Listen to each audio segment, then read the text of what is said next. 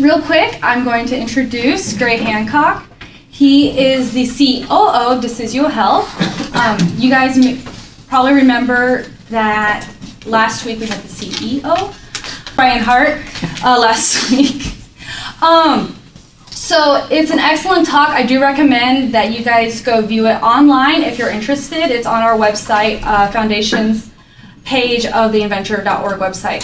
So I'm going to hand it over to Gray and allow him to tell his own story. Thank you.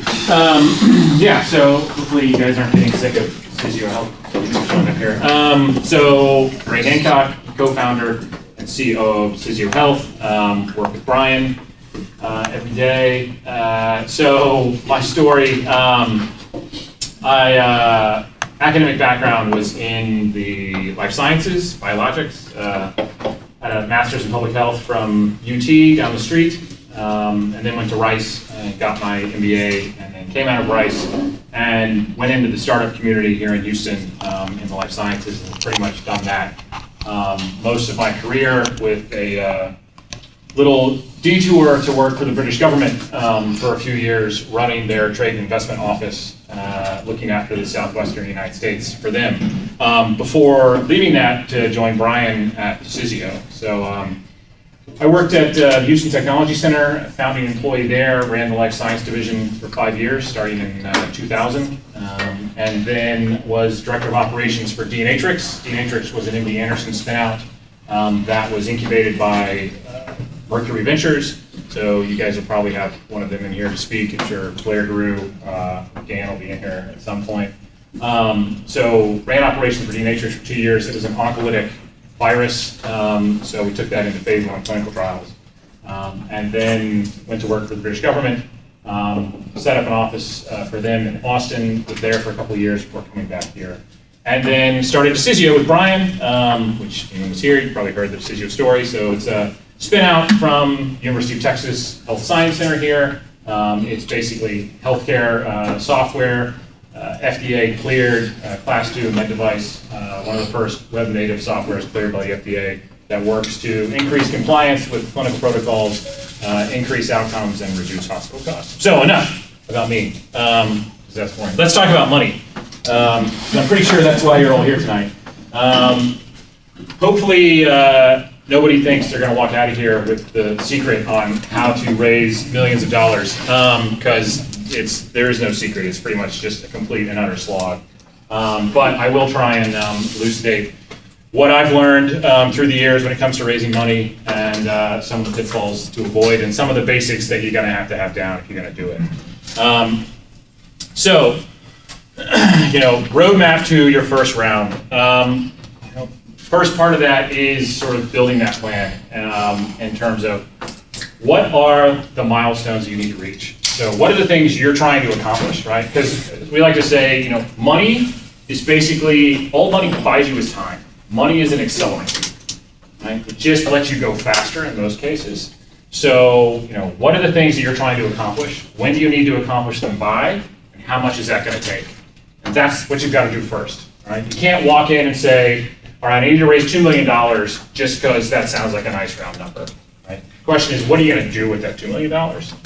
Then identify funding sources. So once you know what it is you want to do and how much you want to raise, then you've got to figure out who you're going to take it from. And we'll go through those different funding sources that are out there. Valuation, this is obviously a topic that a lot of people, entrepreneurs, focus on in terms of, how do I know how much my company can give up? What kind of evaluation can I get? How do I figure out what that is? We'll talk a little about that. And then term sheets, which I don't think we're going to have a lot of time to get into term sheets, but are you guys going to have someone who is going to come in and talk to you specific term sheets? That's an entire lecture in and of itself. But I will touch base on that a little bit just to sort of fill in some blanks. All right, so getting started, building a plan. What we like to talk about is sort of mantra that I've always had and that we have at our companies is always fun to milestones, right? So the idea here is you're trying to come up with those accomplishments with your company that will increase the value of that company the most. So these are these valuation inflection points. So how do I get my company to go from being worth 1 million to 2 million to 4 million to 10 million? What are those things that I need to accomplish in order to do that? So what you usually are trying to do here is you want to fund those milestones because you're trying to maximize the value of that money you've raised and the amount of value it's going to create for the company without you having to give up all of your equity and basically be left with nothing at the end of it. So what are those goals that add the most value? What are the things you need to accomplish? What are the things you need to accomplish before you can even go out and raise money from somebody? Basic block and tackle, like getting incorporated. Some of these things you've got to do on your own dime before you go out and raise cash.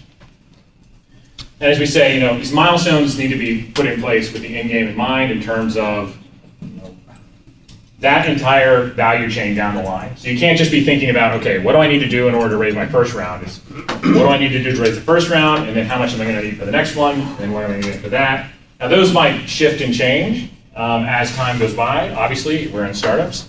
But you need to always be thinking at least a couple of rounds ahead. Depending on how you're doing. Hopefully you kind of have a plan to get to a cash flow break-even position.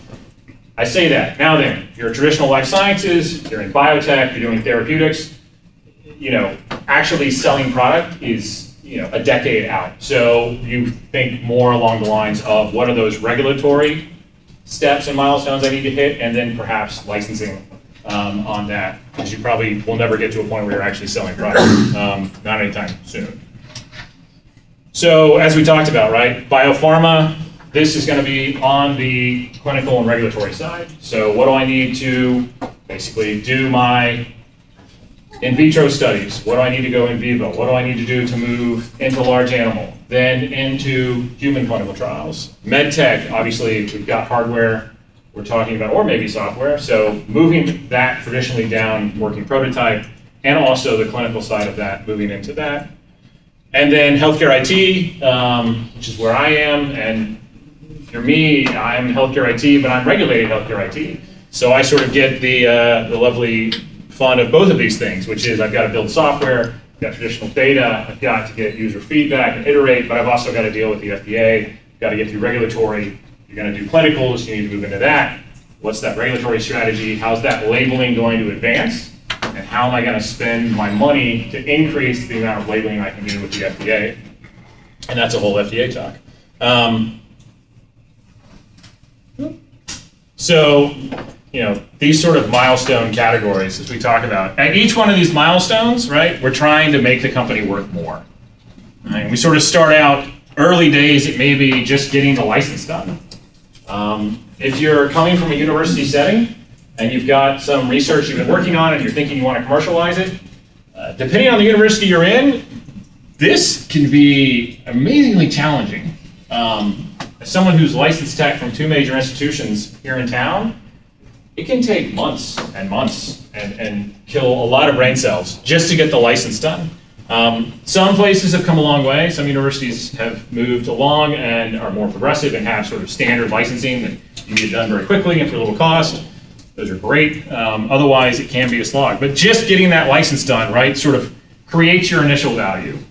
Certainly in the life sciences, because if you don't have the license, then you don't really have anything, right? Until you've got that piece of intellectual property inside the corporation, you're really just kind of a shell. And then advancing the product, right? Moving down that path, getting through regulatory, and eventually into sales and marketing. And in each one of those particular milestones, you're obviously increasing the value of the company. And hopefully, you're increasing the value of the company by more than just the amount of cash you brought in. Otherwise, it's kind of a net zero game. All right, so how do we set these milestones, right? So define the milestones around the end game and not the specifics. So what we're talking about here is, we have a classic sort of saying that we use all the time, which is don't confuse effort with results. You do not fund effort. Nobody cares about funding effort. They care about funding results. So all they care about is actually achieving the end product. And that is what you are funding to. The milestone is land a first customer. The milestone is not have 20 meetings with potential customers. That gains you zero value if none of them say yes. So investors are not interested in funding to a milestone that is strictly effort. they fund to milestones that generate a result. So think about those results. Decisio example. So when we got started, I mean, our milestones that we put in front of our investor group and that we talked about at our board meetings we were held accountable to were, just as I talked about here, first thing, get the license done. That was number one. Get and recruit engineering talent to bring on board. Take the product out of the lab and put it into a clinical setting.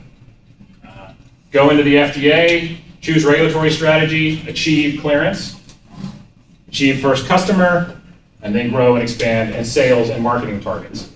So the idea was, these are result-driven milestones. And at each one of those, we increased the value of the company, and we laid out to our investors, it's going to take this much money to get FDA clearance. We think it'll take this long to do it. And if we do that, next time we go out for funding, the company should be worth, 1.5, 2x what it was when we found that money, when we raised that money the first time. The idea is that each one of these milestones that make the company worth more. And when I go and raise, I don't have to sell, I'm not giving up the same amount, everything goes up, everyone's stock is worth more, the investors are happy because they're all making money. So this was our fear versus greed, balance of milestones, schedule, and budget. So this is on entrepreneurs and venture capitalists, because a guy told me a long time ago, he's like, when it comes to raising money, you're trying to make the investors' greed outweigh their fear. It's basically all it is. And as an entrepreneur, it's exactly the same, it's just kind of flipped around.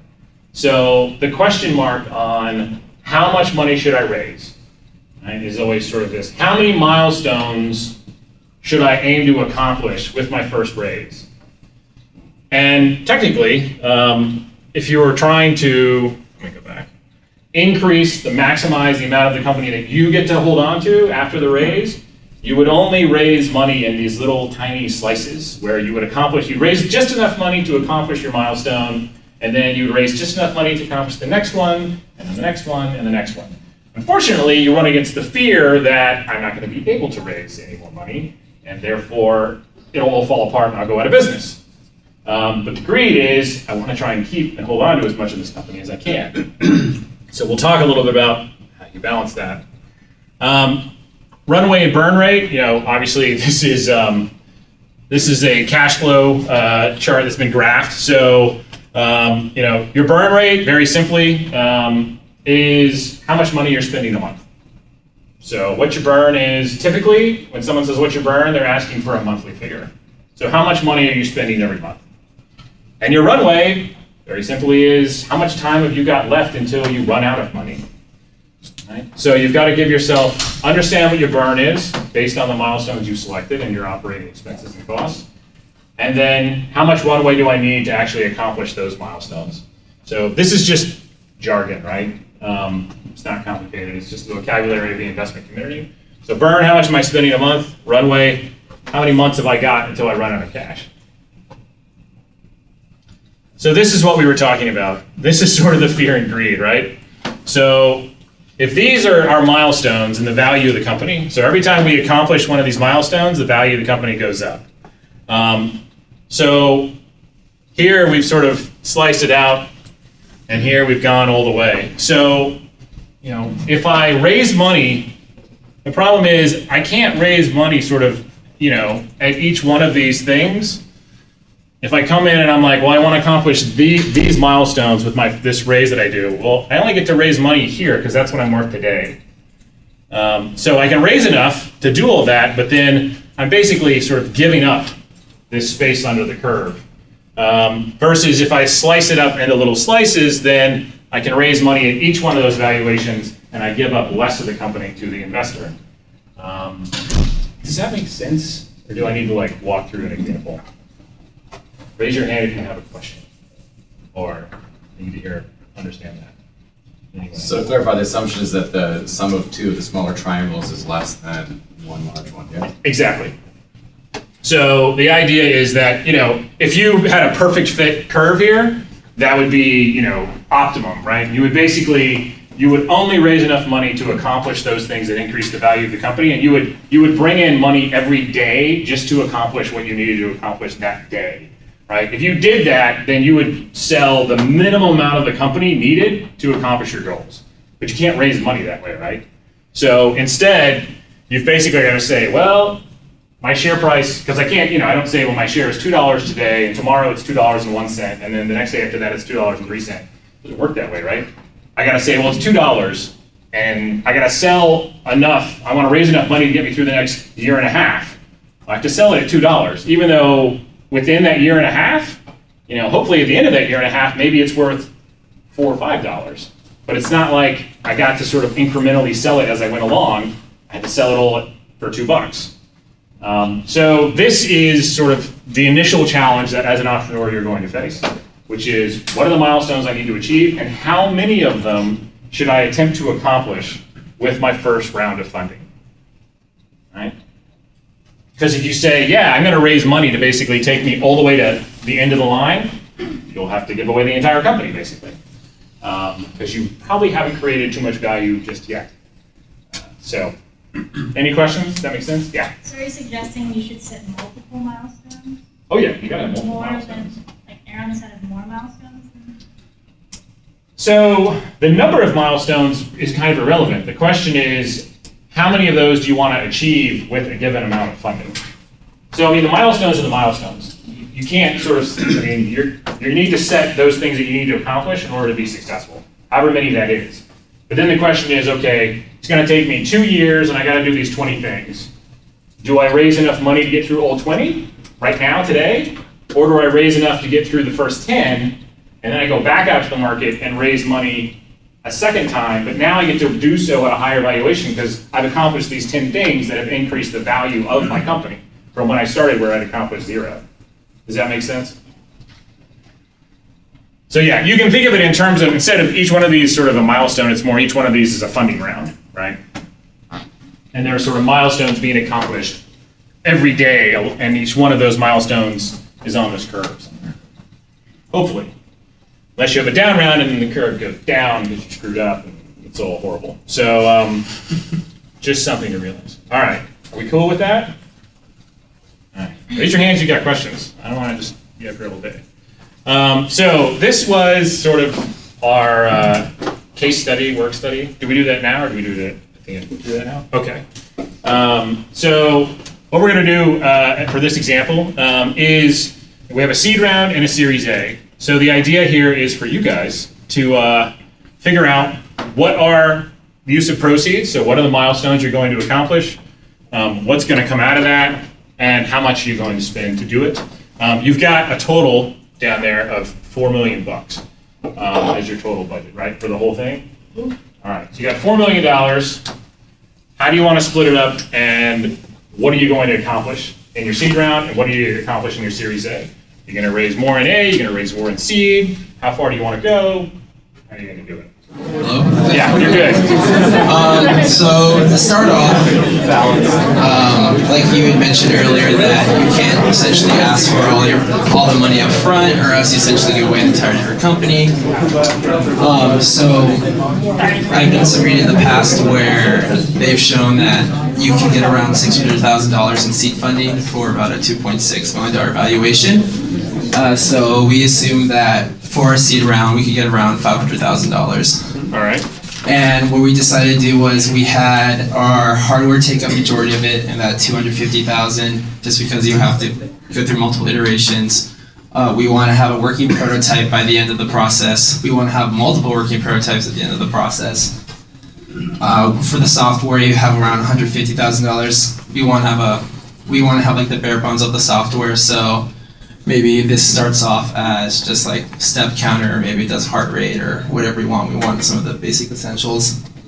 And then we have around $100,000 for indirect cost operations, which include legal fees, licensing, outsourcing if we need it. Hopefully we won't. We're assuming that we're engineers from the get-go. So also using this money to help identify customers and do some market research, because that's what really helps drive valuation is sales. It's one of the few things that can drive up your valuation. And then for Series A, we didn't really get to break down the how we would do it in terms of just by pure cash amount. But we want to. We can assume it's $3.5 million since you've got $4 million to spend and you spent $500. So I can do that math. Okay. Well, by each. Oh, by each. That's all right. But for like the deliverables for the hardware, we want to shrink it down, especially fitness trackers. People like to have products that don't get in the way of their everyday lives. We want to add additional features to the software, so maybe we do heart rate, we did heart rate, steps. Okay. That's all right. Additional features is fine. And then indirect operations. Manufacturing is main. Manufacturing's our main one, so we want to start ramping up production, start selling those, start trying to make actual profit from a product, as well as hire a potential 1 or 2 employees. How about that process? All right. All right, so 500,000 for seed. So we got 3.5 million for Series A. So it's a pretty good split. You're looking to accomplish a lot with $500,000. So other than that, it may be a bit ambitious on that side. Especially everything on your indirect with 100K, unless nobody's getting paid. So, which is totally fine. Yeah, you're like, well, I can do whatever I want because I made it up. So that's cool. Everyone works for free. I think you can probably get there. What are normal deliverables for at the end of a seed period? Well, I mean, obviously, it's going to highly depend on what the company is that we're talking about. For something like this, which is going to be a non-regulated device that's going to be wearable, I would say that, basically getting into prototyping and maybe some sort of an initial bread box type device or something that you can show. I think the idea is you probably want to go into a Series A with at least a prototype that you could say, look, with some additional engineering, we can get to a production-ready device. So you need a prototype that's shown to be feasible. Exactly. Proof of concept, and a little beyond, really, I think, is what you'd be looking for. So now everyone can just write that down. If each group kind of presents what's unique about their plan versus the previous plans. Yeah, how are you different? We're exactly the same. I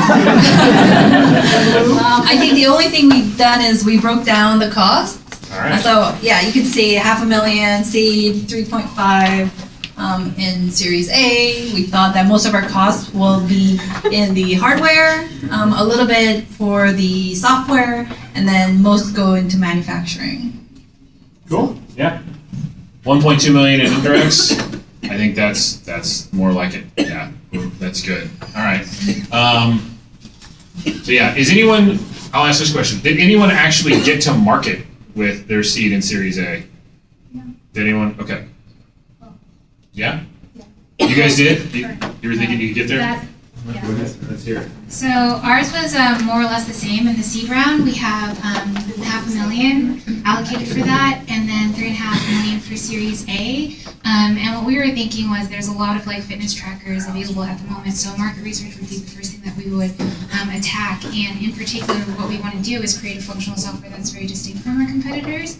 And with the market research, we would be doing some shadow testing. So once we get a prototype and a software working, we would use the beta versions in order to shadow test, which means to track potential customer for a low rate, and then see, okay, would people like this? And then maybe do some market research based off of what we have before we present this to get Series A funding. And then from there, it's if we don't have a good enough prototype, then we would stay in seed round or maybe use that money because we also left a little bit of the funding as but we didn't break it down. That's all right. You do have mass-produced product in Series A. I don't know that you're going to get to mass production after $500,000 in spend, but it's ambition. Yeah, no, that's cool. All right. Who else is there? We got anyone else? Anyone do anything different? Yeah. So we're doing this incredibly cheap in our garages in the afternoon. We didn't quite get to ops,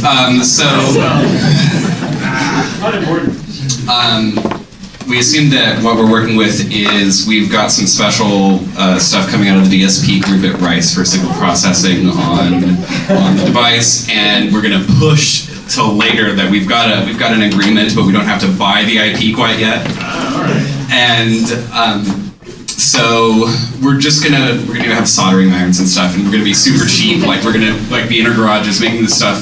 But there's no other way we can get out of having We know we're going to have web and social and an API for this thing to take off, but we can push that till later. But there's no way we can get out of having a working app and working firmware today, and that's actually going to be tremendously expensive. So we're going to be spending probably $55,000 developing the app that's going to do the things that we want, and we're going to try to have much of the functionality just in the app versus in the firmware, and that's going to cost us $10,000, and we didn't talk about apps yet. All right. So seems like basically what you guys have done is you've created a bootstrap model where you said, actually for seed round, I'm just going to do it myself. And we're just going to bootstrap, and we're going to use credit cards, and we're going to take it, and we're going to try and accomplish as many milestones as possible, so that then we're going to go into a Series A, and we'll basically raise the entire $4 million at Series A and have accomplished enough milestones that we can get a higher valuation than if we actually split it up into two, which is great if you can do it.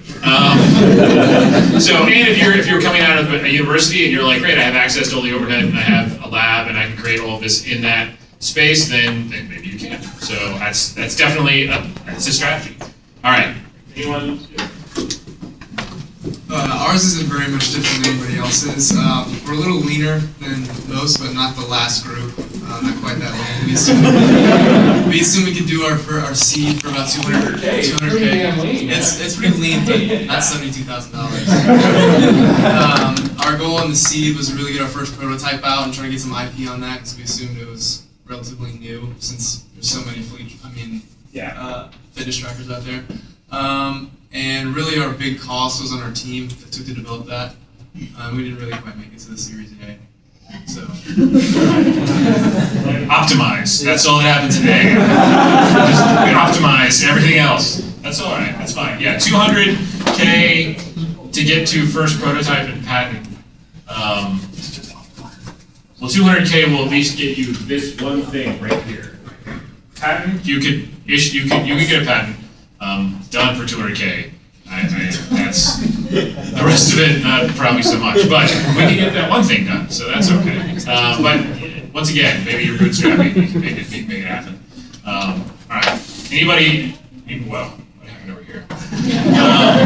The money flows in a circle. It's pretty awesome. I like that. Okay, so does anybody want to say what happened here? The only thing we were doing maybe differently is that all the other groups don't pay their people. So we were actually thinking what would be a salary for 3 people to live on for 12 months. And we picked out $25,000. And I think that ends up, per person, ends up being a huge cost to the team, but it's also realistic unless you're just living with your roommates during that time and asking them for food. So otherwise, we also paid the lawyers and the IP, and then everything else as lean as possible until the Series A round where the value happens. Yeah, 25,000 a person is, you were definitely lean. I think you may still be all living together on one couch that you share. And what value you could sell 20% for 3.9 million. Wow. We are gone. That's pretty impressive. So we'll get to this in a little bit, but can anybody tell me what the pre-money valuation is of that company if you're selling 20% for 3.9 million? Yeah. So I mean, we call it 4, right? So you guys have you were attempting to create $20 million of value with $100,000. That is maybe a little overly ambitious, I think. So, but that's what that is. So when you start doing the math on these things is where things get really interesting and reality creeps in. All right. Anyone who did this one? Ours really isn't all that different, except that we just split up the money a little bit more going to the seed round, and so the Series A was a little bit smaller, so just moving it forward, we're getting our IP up at the front, and I think we're pretty realistic about cost for that. Yeah, I think 1 and 3 is probably a very sort of standard split that you would see in a seed Series A. Oh yeah, over here, right. All right, guys, where did you fall out? 500 and 3.5. 500 and 3.5 is very popular. Yeah, I think that turned out well. So I think that the only unique thing here is that we did manage to touch the market. We assumed that we had basically a working prototype by the time we were asking for the seed funding. Okay. So we thought maybe that was already bootstrapped. Why not? And so our app launch and beta test is included in the seed round. So you have something usable and hopefully some manufacturing contracts by the time you want to get to Series A. Okay. That works. Anything else? All right. Well, thank you guys for doing that. I appreciate it, and it was interesting to see everyone lay it out. I think, you know, I don't even have this now. I'll put this back. So this was actually how one of the examples that we found how it was laid out, which was $1.5 million into the seed. So the seed was significantly larger than what you guys put in, and then 2.5 in the Series A. I would say that 1.5 in a seed is probably overly ambitious. I think most seed rounds you see come in, somewhere around $1 million or below. Our initial round was $750,000. And so at least if you kind of scaled it out, I think you get a lot sort of in that range. 1.5, is pretty ambitious, only in that if we think about this, right? So the initial development here, the reuse of proceeds, is work with design firms to go to prototype working model. Deliverable really, so the milestones we're trying to reach 1.5 is ready for initial production. So, which, 1.5 million might get you there. And then minimum viable product for consumer testing for software. And then in the A, refinement, design, and basically a product launch for $1 million, which on something like this might be a little underfunded, in fact. And then, a fully featured app that you could go. So these, basically the goal here is the big milestone at the end of the A is basically go to market. All right, which is what they're looking at for trying to do this. I would say that if we come in and you assume that this company has basically nothing but maybe a core piece of tech and an idea at seed, right? So $1.5 million raise as first money in, you're probably not going to be valued at more than somewhere between $1 to $2 million when you walk in the door with nothing but an idea. So if you did a $1.5 million raise, you'd be talking about a 50% dilution right off the bat, which is why typically what you would see in a seed would be something closer to maybe 750,000, and then we've cut that in half. Now we're talking about a 25% dilution as an initial raise, or maybe 33%. So, which is sort of more in line with what you would typically see in a raise, unless there was something, now obviously that's all just depends. So maybe there's some sort of killer piece of tech here. Maybe there's some intellectual property that's already been licensed, something that makes it very unique, and so they can pump that valuation up, maybe to 2, maybe to 3 if there was something really exciting here. It would be tough though, probably at that level.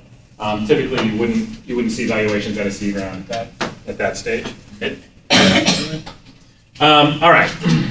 So thank you very much for that. Let's talk a little about where we actually, now that we've sort of figured out what it is we want to accomplish, how many rounds of funding is going to take us to get there. At least looking out a couple of rounds. Where do we go get it? So that's weird. There's basically 3 sources of capital that exist. There's cash, there's equity, there's debt. Those are basically the 3 options you've got when you need capital. So we're talking about bootstrapping, we're basically talking about cash. So whether that's, whatever methodology you've got, you're paying for it yourself. Equity is obviously the selling of pieces of the company for money. All right, so we're going to sell a percentage of the company. We're going to get cash for that. The issue with equity is that in order to sell equity, you have to value the company. Right? This is always the big sticking point in the early days. So when you're just getting started, how do you put a value on a company that has no assets, right? You've got the hope for assets. You aspire to value. You may have a great plan to get there, but at the moment you have nothing in most cases. So then we have debt. The great thing about debt is debt does not require you to value the company. Not necessary. It's just, I'm going to loan you money, you're going to pay me back. Now, the downside to debt is if you don't pay me back, then I get whatever you have. Right? You go bankrupt, you owe me that money, therefore basically all of your assets are defaulted to me at the end of this if you can't pay me back.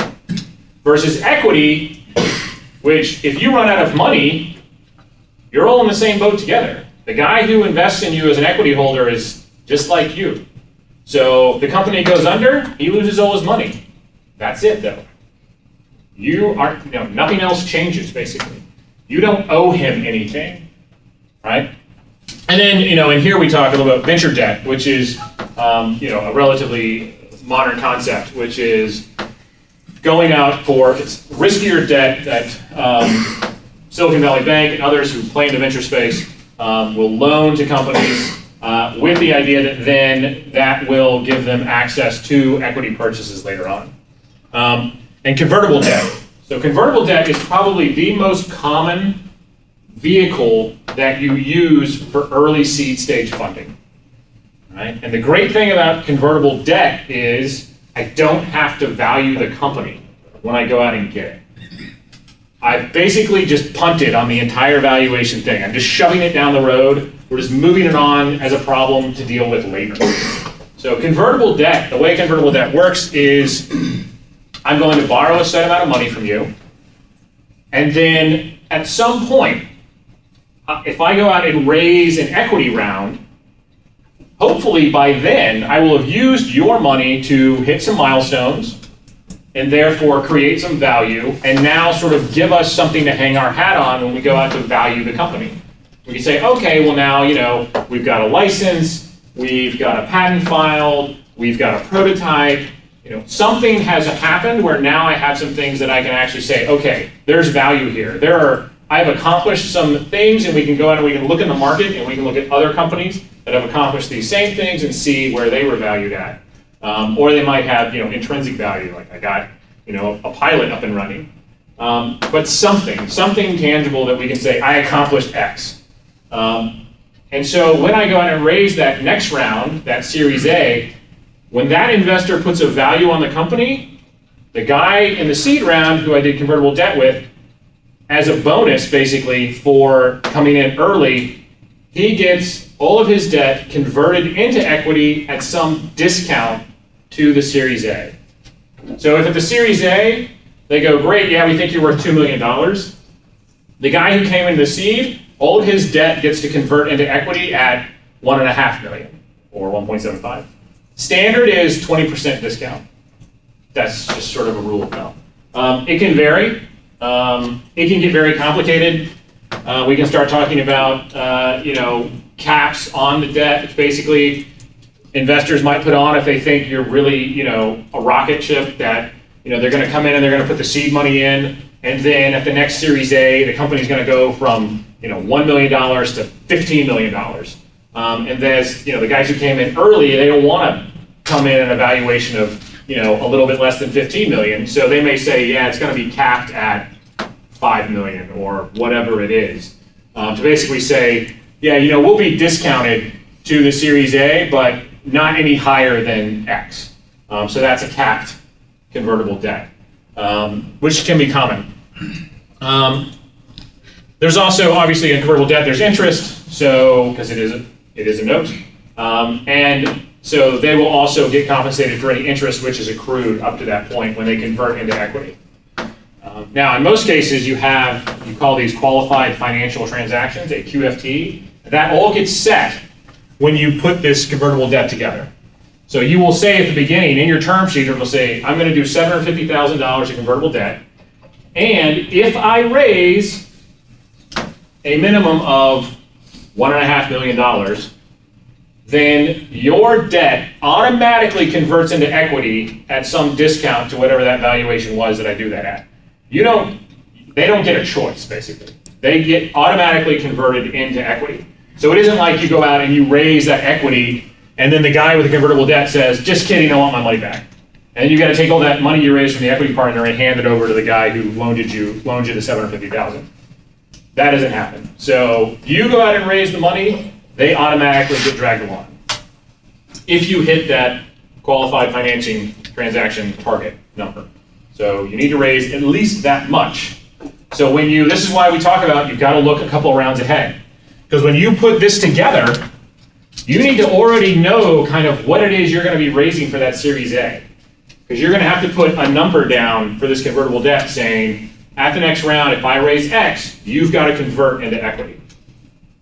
Right? Otherwise, you can get 12 months in and they can ask for their money back, which could be a problem. You don't have any money. So, all right. Any questions on convertible debt? All right. You guys got it all down. So when you get there, you'll have questions. Huh? When you get there, you'll have questions. Yeah, I have no doubt. All right, so funding sources. We talked about funding types. Talk about funding sources. We have non-dilutive sources of capital. We have grants, SBIR, STTR, other academic institutes. We have yourself, bootstrapping, you self-fund, friends, family, and fools, angel investors, VCs, private equity, and then we have crowdsourcing. Very exciting, crowdsourcing. What I would say when it comes to crowdsourcing equity basically hasn't really been worked out yet. Now, if you have a consumer-based product that you want to take out to Kickstarter, great. That's fine. There are lots of examples of companies that have done that. The only thing about Kickstarter is you always hear a lot more about the successes than you do the failures. There are a lot of companies on Kickstarter who do not ever actually get a product out the door. Also, if you have any kind of regulatory issue, you can forget about Kickstarter. The FDA has already nailed several companies who have tried to put regulated products out on Kickstarter. So even if you're like, we don't think we're regulated, and you go out on Kickstarter, the FDA might not take the same view. There have been several diabetes add-ons to smartphones that have gotten slammed by the FDA who were out on Kickstarter. Because it's basically considered pre-selling, pre-marketing, and you're not allowed to do that. You can't sell an FDA-regulated product until you're through regulation. That's what the regulation means. Because they are the ones that set what you're allowed to say in your marketing message. So you can't pre-market until you've actually gotten through FDA. Crowdsourcing equity is a complete nightmare. Basically, Congress passed a law saying that crowdsourcing of equity would be allowed. In the past, you couldn't actually go out and solicit from the public for funding unless they were angel investors, meaning they were qualified investors, so they had to have at least $1 million in net wealth or an income of, I think it's $250,000. So there are these rules around who qualifies as an angel. Congress said, we think crowdsourcing is great, we want to increase entrepreneurship, so we will get rid of those laws which were put in place during the Depression, and then you can do crowdsourcing. So then they handed it all over to the SEC, who said, this is a horrible idea, we don't want to do this. Congress said, well, you have to, and they said, well, that's fine, it's legal, however, we regulate it. So the regulations around crowdsourcing of equity are basically so onerous that you probably would never want to do it. Yeah. So I'm wondering, this may be very naive, what is really the difference between crowdsourcing equity and having like publicly traded stocks or, other employees of a very large company having stock options? The stock options part, options are different from selling because we don't actually, you don't, okay, options are exercised. So putting options aside. So basically, crowdsourcing equity is kind of the equivalent of going public. Okay. However, if you go public, there's an entire world of regulation that comes with that. This was sort of this weird space that you weren't public, you were basically soliciting from the public, but you weren't on an exchange. So if you're not on one of the actual exchanges, you're sort of in this weird space. But they basically gave you all of the burden of as if you were a publicly traded company, which means you've got to do SEC filings, you've got to comply. I mean, there's no startup can actually do that successfully and be good at it. It's very rare. Yeah. What are the details of the filing that you have to disclose as crowdsourced equity? On the equity? So, like a year ago, I went to a lecture on this and I could have answered that, and then I sort of, had nightmares about it, and so I forgot. So it is. I mean, basically, the attorneys all got up there and were like, "This is insane. Like, there's no reason you would do it." Because the problem was, it basically had to do with the fact that once you broke the seal, once you did it, that was it. You could never go back. Basically, if you do this, you will never raise venture capital because the reporting requirements that the VC would have to fall into, they would never touch. So it's sort of like, if you do this, this better be the only money you ever need ever, because no one else will ever touch you. Because the reporting requirements on top of that, basically it was sort of, there had to be all this disclosure, so no venture capitalist or professional investor would ever go into a company that had done this. You had to file, X number of months in advance. You had to basically say, like, this is who I'm going to be raising money for, this is how much it is, this is what they're going to be doing with it. I intend to do these things. It was basically impossible. It wasn't how anyone raises money. And then I'll follow up, then do you crowdsource debt in the same way you crowdsource equity? So crowdsourcing debt is basically microloans, right? Like, yeah, you can crowdsource debt because debt, it's totally different. So, you're not selling the company. So, I mean, and Kickstarter, you're basically just pre-selling a product. You're not giving up any of the company. It's when you start selling off pieces of the company you run into problems. What if it was for a very specific project? Like it's already a reasonably established company, but then they just have like one special project they want to see if they can crowdsource for. Would VCs look at the company differently after that? So the SEC doesn't delineate your funding for whatever you're funding for. You're funding the company, that's it. So now, if it's a product that you can do on Kickstarter, then that's different because you're not actually selling any equity. So that's fine. The SEC doesn't get involved. But otherwise, you may as well just spin it off as a separate entity and then go do it. But it's a mess. In my opinion, yeah. What's the difference? So when you go to friends, family, and pool, like how is that different from crowdsourcing? Because that is in public solicitation. I have a pre-existing relationship with those individuals, and that's how it's basically defined. It's loose. It's a gray area with friends and families, but it's basically that it's not.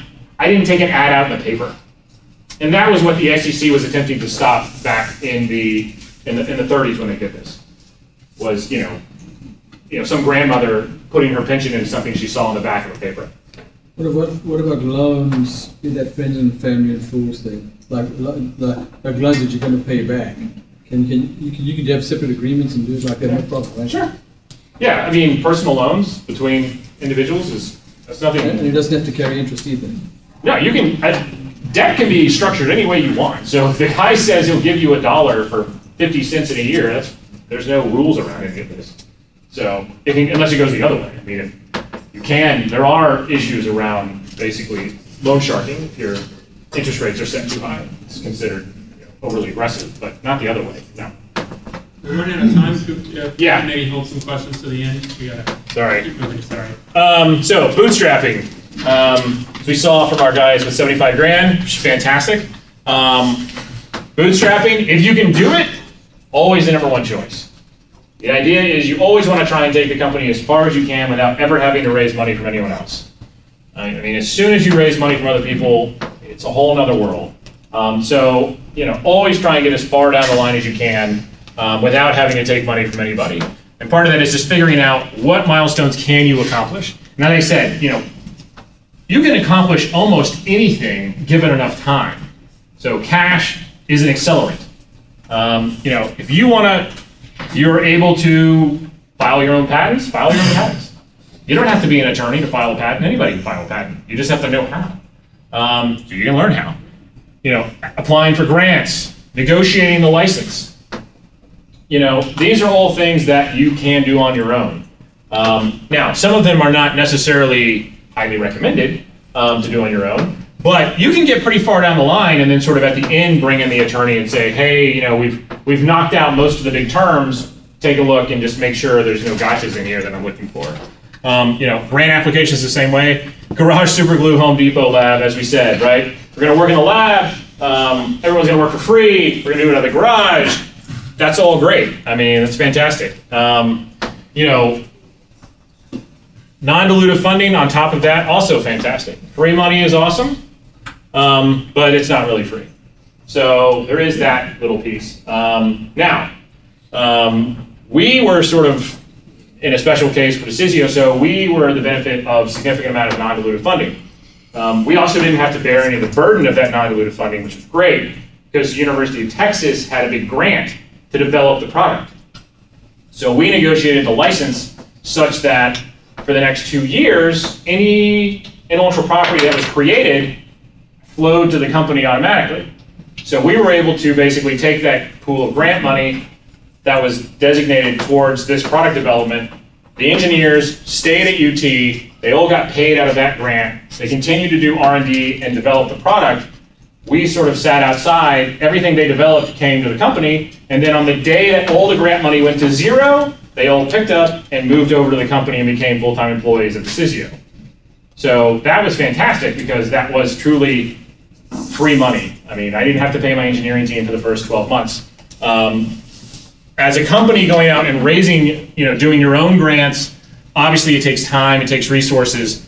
It's a very long lead time. So, the main source of non-dilutive funding for commercial entities is SBIR and STTRs. You could do an entire talk on nothing but those. Thing is, you need to be thinking about a year in advance if you're going to do that. Because they only fund a couple times a year, and it's sort of, you get to April when they would decide, you got to turn in your application and then turn in by April, find out that whether you get it in December, and then get funded basically 3 months after that. The other issue, which is sort of this, is the problem with grants is that they are aimed at answering a specific question, right? And a lot of times, as an entrepreneur, it's very easy to sort of say, we kind of answer that question. I mean, like, we could just change a few things, and we would do that.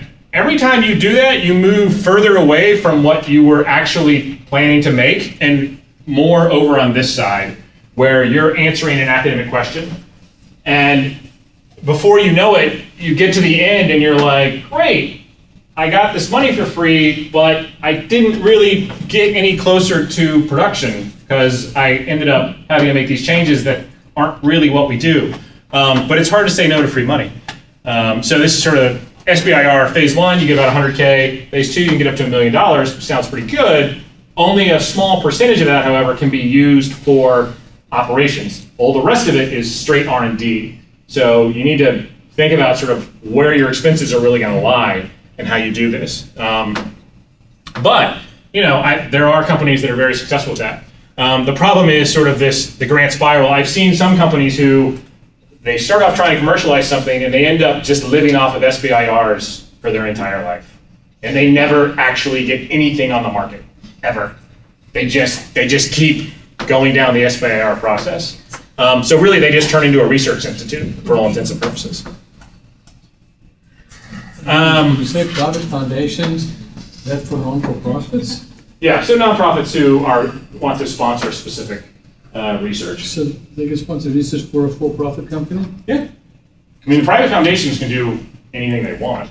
So Gates Foundation and others, they'll sponsor for development, for commercialization.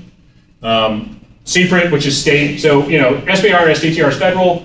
Then you can look at CPRIT, Cancer Prevention Research Institute in Texas. So there's state funding, Emerging Technology Fund back in the day. They're gone now. But once again, I had ETF money at DNAtrix. Sounded great. It was also kind of a nightmare, just of bureaucracy and dealing with. So stages, right? We sort of have this bootstrap, friends, families, and fools. You do that. Angel investors. So typically, we would say that Angel round, seed rounds, probably sub 2 million in most cases.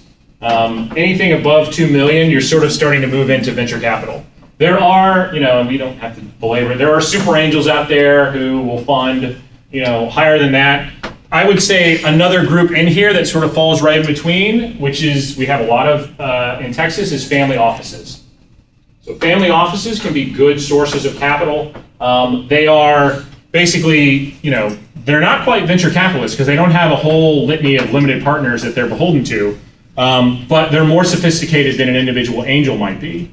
So family offices are basically very wealthy families who have hired individuals to manage their money professionally.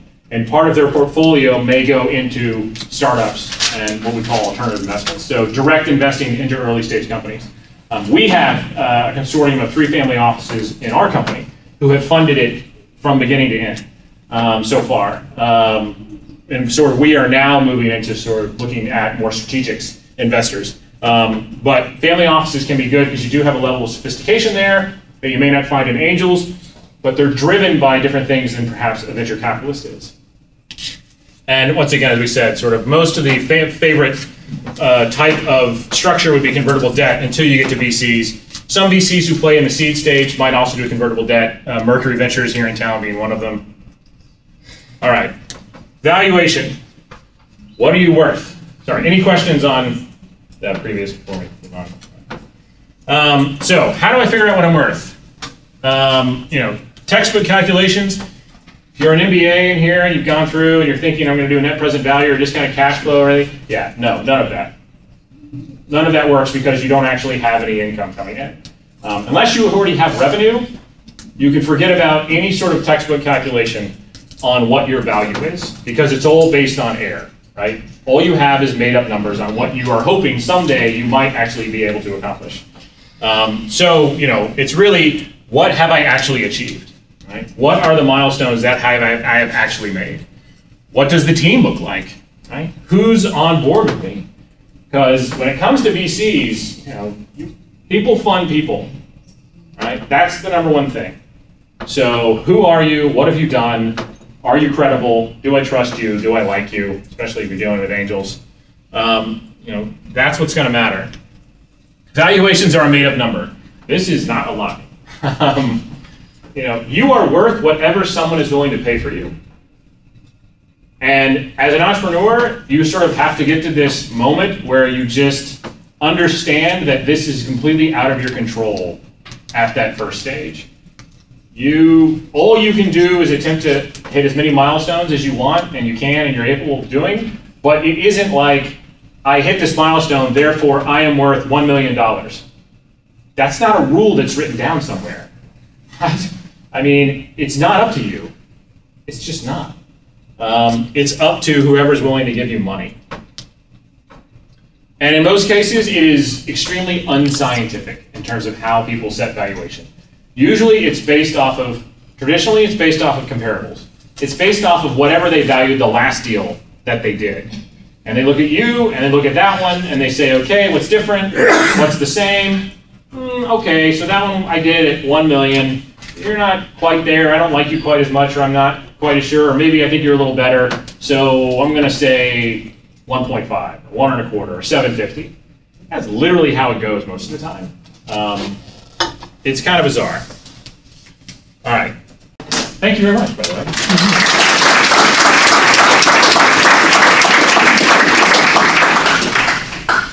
Time for a couple questions, and then I think Ray might be able to stick around for a few minutes afterwards if you want to come up and talk. So, is it ever a good idea to set a valuation milestone more than some of these more physical milestones? Set a valuation milestone? To say, well, we're aiming to double our company value, therefore our milestone should be this. So I think in terms of how you want to set your milestones, I think it does make sense to think about how that will affect your valuation. And so thinking, because for us it was sort of, you can have an idea of that and sort of say, yes, I think that if I can get to, phase 1 data, or I move out of preclinicals, then my valuation might increase by a factor of 2. So that's what I'm going to aim for. Now, that doesn't mean at the end of that, the investor is going to actually give you that, but yes, that is exactly how you should think about it, is what kind of multiple am I going to get on each of these milestones that I'm trying to accomplish? And you do that by kind of trying to look at other companies in the space and seeing what kind of valuations they got when they hit those milestones. So yes. Now, you may not share that with the guy you're out to raise money from, but that's how you should be thinking about it. So just for a rule of thumb, real quick, I don't know, maybe I'll ask you guys. How much do you think of the company you will need to give up at each round? What is typical dilution at each round of funding? 20%. I got a 20%? Around 15, 18 seed funding, and then 30 to 40 in series. Split it up 15 to 18% in seed, and then 30 to 40 in the seed. Interesting? Yeah, so, split it up. Anyone else? 30? 30. Average is about a third. Average is about 33%. So everyone's going to get diluted by about 33% at every round. Is like total thumb in the wind, sort of average across everything.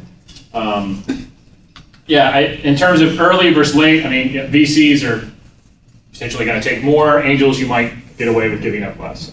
And doesn't that depend a little bit on which milestones you hit before you go to Series A? Yeah, no. I mean, obviously it can be radically different. I'm just sort of saying that in general, because a lot of people are thinking, oh, I'll sell 5%. Like, yeah, no, it's probably not going to happen. So, all right, sorry, there was questions. What kind of? So what kind of metrics? Yeah, what kind of metrics do you use to determine valuation? Yeah.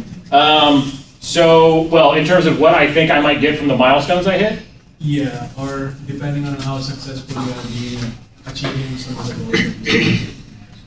So, the easiest way to look at that, and the only thing that really anyone pays attention to, is sort of comparables. So you've got to find other companies in the space who have accomplished similar things to you, and then look at what they were able to get for valuation. That'll give you a rule of thumb anyway. I know you can look on TechCrunch and see, how much funding a similar company might have raised, but is there a place you can actually see what their valuation was? So if you talk to depending on who the law firm is that you're talking to, you can go to law firms, and some of the firms like Wilson Sonsini actually compile de-identified aggregate data on that and say, this is the number of deals, this was the average valuation, this is how it was done. PwC Money Tree will have some things. So there are resources online that will give you, I can't remember who it is, maybe it's Wilson. One of the groups actually publishes every quarter an average, and it goes through, and it's great, and it goes through all the terms. And it says like a deal at seed stage, most of them are done at this valuation for this much money. If it's convertible debt, they'll say this was the interest rate. They'll say this was the liquidation preference. This was if there was warrant coverage. So there are resources online that will aggregate that. Usually the law firms are accounting firms. So I think we're gonna stop questions there, and Gray will stick around for a couple more minutes. Can we give him another round of applause?